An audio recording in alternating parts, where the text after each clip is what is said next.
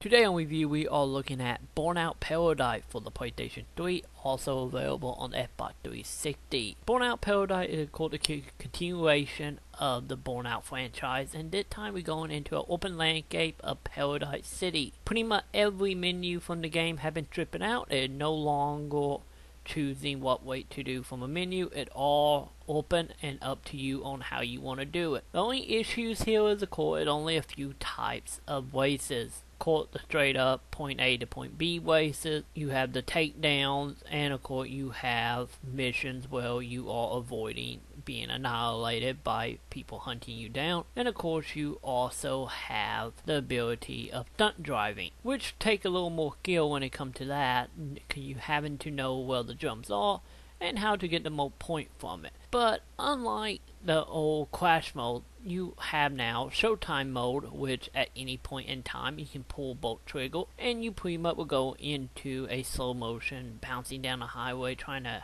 cause as much damage as possible to get the most money. And of course, outside of that gameplay mode is of course, since it's an open landscape and you will be driving around a lot, you can find hidden gates you can break through for shortcuts, hidden signs, and overall just interesting jumping challenges and speed challenges of trying to get from point A to point B as fast as possible. The game keeps track of more or less everything you do, and everything is a minigame amongst itself, or try to be at least. And of course, as far as the racing is concerned, the ability to drive cars are spot on. As an arcade racing game, it doesn't get much better than this. Before you know it, after you gain the control of whatever vehicle you're driving, with over 70 vehicles in the game as is anymore with DLC. But the control of each vehicle is a little bit distant, take a little bit of time to get used to it, but once you do, you will have no problem going 200 miles an hour and avoiding everything under the sun. And of course, you have the ability to boost, which this is Burnout, so it can't be a Burnout game without this. But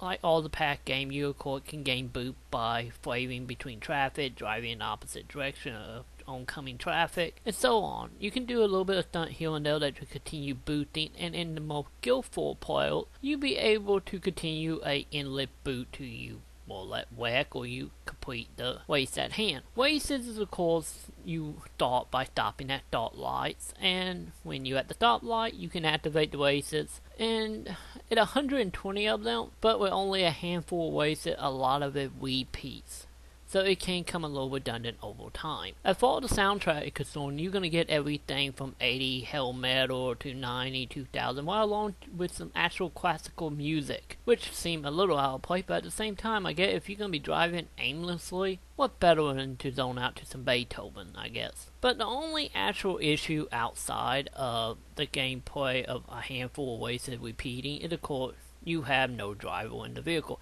But at that point, this is just me nitpicking. The game is just fantastic overall, and adding in the multiplayer of being seamlessly inviting your friends into your game to do over 50 challenges, and just overall the fun you can have with your friends online. This game is a must-have, and for people who don't really enjoy racing games, I recommend giving it a try. And of course, over on PSN you can get the game for under $10, including 2 of the DLC, so you honestly can't do much better than that if you got a PS3. So overall, I give Burnout Paradise a 4 out of 5.